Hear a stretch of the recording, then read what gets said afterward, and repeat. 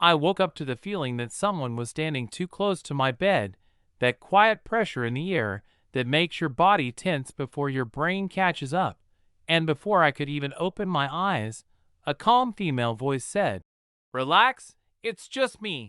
And when my eyelids finally lifted, my heart slammed so hard I thought it might crack my ribs, because standing there in the dim blue glow of early morning was Linda, my ex-girlfriend's mother, wearing a cardigan like she belonged there, hands folded, expression unreadable, as if she hadn't just crossed every boundary imaginable by being in my bedroom at 5 in the morning.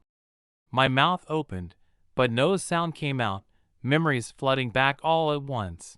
My breakup with her daughter Rachel 6 months earlier, the silence that followed, the way Linda had always watched me a little too closely at family dinners, like she was measuring something she hadn't yet named. "How did you get in?"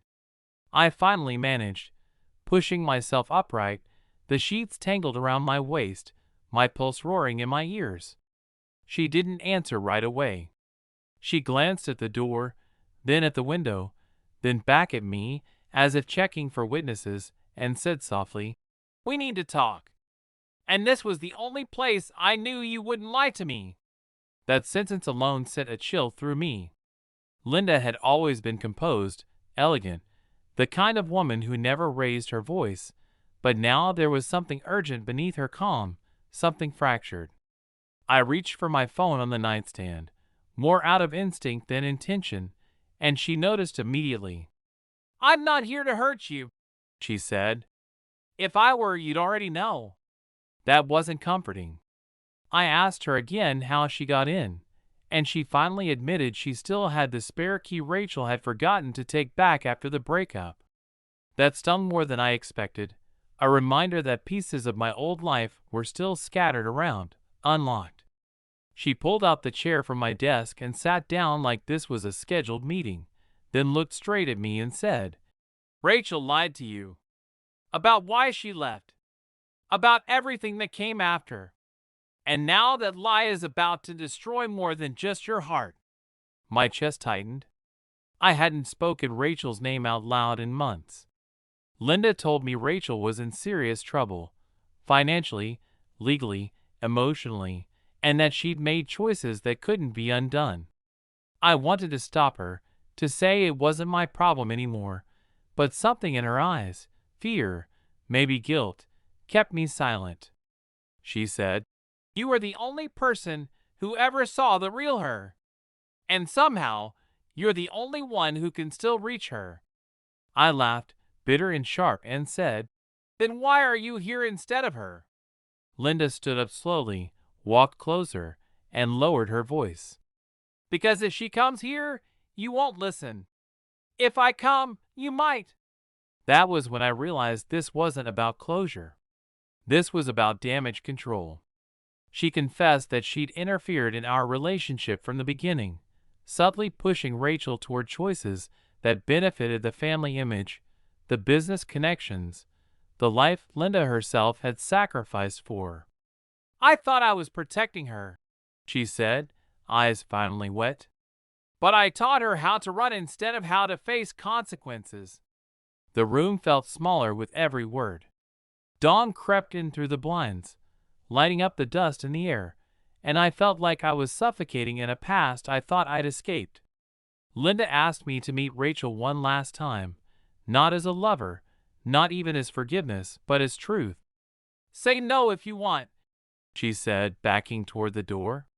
"But if you do, this ends badly. For her. And for you." Then she paused, hand on the handle, and added, "Whatever you think you lost when Rachel left, you lost it because of me." The door clicked shut behind her, leaving me alone, wide awake, staring at the place where she'd stood, knowing my life had just been dragged back onto a path I never agreed to walk again. If you're already hooked, don't forget to subscribe, because this story is only getting darker from here. I didn't go back to sleep. I sat there replaying every word Linda had said, every look she'd given me over the years that I'd brushed off as imagination, and by the time my alarm rang, I already knew I was going to meet Rachel, not because I wanted answers, but because something in Linda's voice told me that if I didn't, I'd regret it for the rest of my life.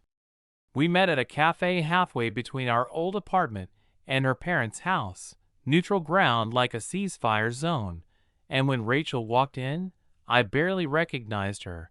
Thinner, eyes shadowed, confidence cracked like glass under pressure. She tried to smile, but it collapsed halfway.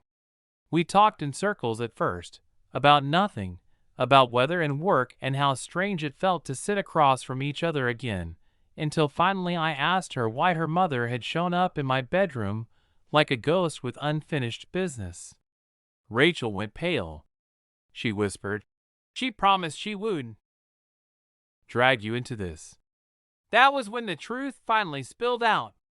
Rachel admitted she'd been siphoning money from the family business to cover debts she'd hidden from everyone, bad investments, worse decisions, all fueled by the fear of never measuring up to the expectations Linda had carved into her since childhood. When the numbers stopped adding up, Linda had covered for her, quietly, efficiently, the way she always did, until it became impossible. Rachel had left me not because she stopped loving me, but because she thought I'd see her as weak, broken, unworthy. I became exactly what my mother always feared, she said, tears streaking down her face. I wanted to be angry, and part of me was, but another part saw the pattern clearly now, the control disguised as care, the pressure masquerading as love. Linda arrived at the cafe uninvited, sliding into the booth beside Rachel like a shadow, and for the first time, I saw fear in her. Not fear of scandal, not fear of loss, but fear of being exposed. What followed wasn't a fight, but something worse, a quiet reckoning. I told Linda that love built on control always collapses, that she didn't protect Rachel, she imprisoned her. The words hung there, heavy and irreversible. Linda didn't argue. She simply nodded, older in that moment than I'd ever seen her, and said, "Then I'll pay the price. Publicly. Completely." She turned to Rachel and added, "And you'll finally live without hiding." We left the cafe separately.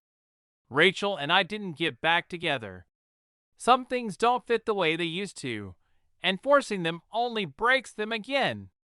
But weeks later, I heard Linda had stepped down from the company, taken responsibility, and let the consequences fall where they may.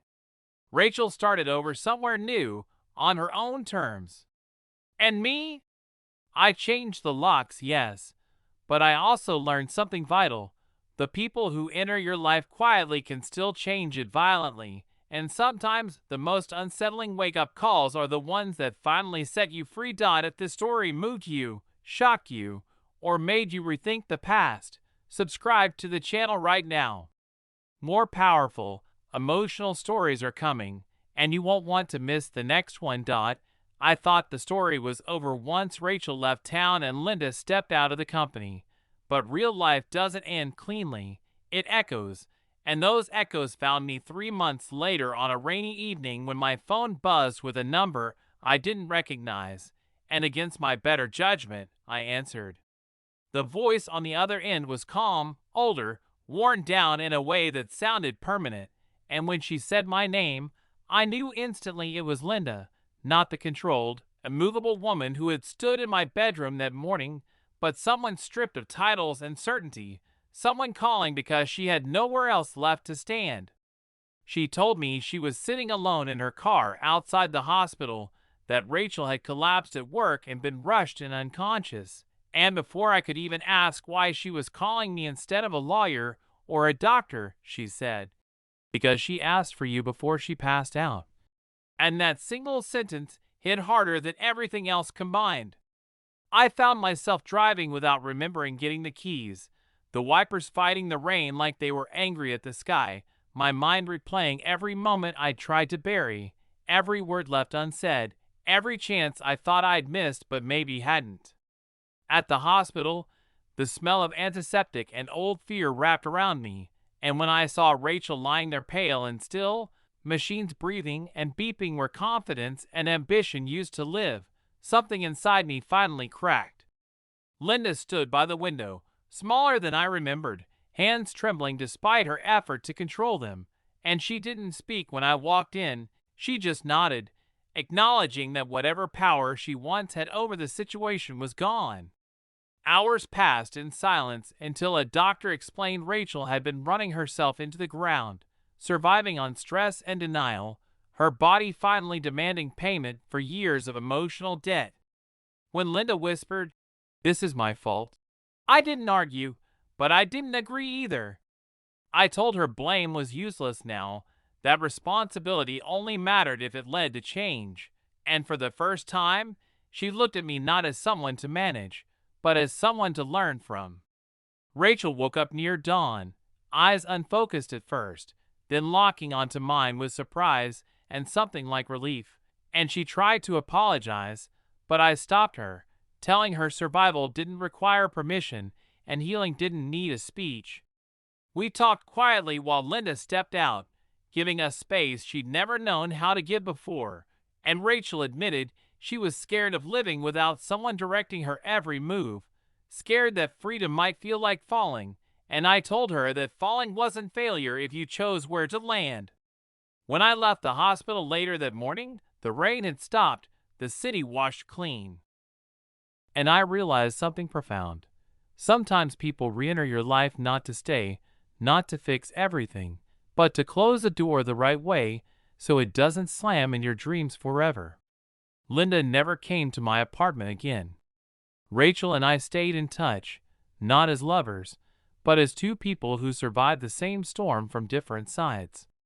And every time I wake up now, alone and at peace, I remember that morning I opened my eyes to find my ex's mom standing in my room, and how that moment, as unsettling as it was, forced all of us to finally face the truth we've been running from.